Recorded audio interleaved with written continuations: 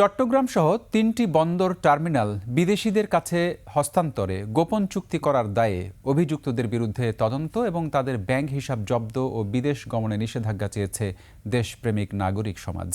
দুদক কার্যালয়ের সামনে এক ব্রিফিংয়ে সংগঠনটির মুখপাত্র অভিযোগ করেন, অন্তর্বর্তী সরকারের নৌ উপদেষ্টা সাখাওয়াত হোসেন, প্রধান উপদেষ্টার সাবেক আন্তর্জাতিক বিষয়ক দূত লুৎফে সিদ্দিকী, বিনিয়োগ বোর্ডের সাবেক চেয়ারম্যান আশিক চৌধুরী ও চট্টগ্রাম বন্দরের চেয়ারম্যান এস.এম. মনিরুজ্জামান অস্বাভাবিক দ্রুততায় মাত্র ১১ দিনে ৩টি বন্দর ও টার্মিনাল সুইজারল্যান্ড ও ডেনমার্কের কোম্পানিকে দিতে উদ্যত হয়, যাতে ব্যক্তিগত ক্ষেত্রে তারা আর্থিকভাবে লাভবান ও দেশের ক্ষতি করে গোপন চুক্তি করেছেন।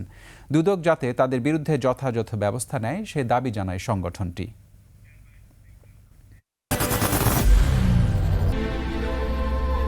I am Ox. বিদেশি কোম্পানি ডেনমার্কের এপিএম টার্মিনালসের সাথে চট্টগ্রাম বন্দরের লালদিয়া টার্মিনালসের মোট ৪৮ বছর, ৩ বছর, ৩০ বছর এবং ১৫ বছরের চুক্তি স্বাক্ষরিত হয়েছে, যা ৪ নভেম্বর ২০২৫ থেকে ১৭ নভেম্বর ২০২৫ মাত্র ১৩ দিনের ব্যবধানে চুক্তিগুলো সম্পাদন হয়েছে। ক্ষমতার অপব্যবহার করে নানা ধরনের কমিশন, বাণিজ্য এবং ঘুষ লেনদেন সংগঠিত হয়েছে কিনা তা তদন্ত করে দেখার জন্য আমরা অনুরোধ জানিয়েছি। তদন্তের স্বার্থে সংশ্লিষ্ট ব্যক্তিবর্গ এবং তাদের পরিবারের দেশি বিদেশি ব্যাংক অ্যাকাউন্ট তদন্ত আর্থিক লেনদেনের বিরুদ্ধে প্রাথমিক তদন্ত শুরু করার জন্য আমরা দুদক বরাবর আহ্বান জানিয়েছি।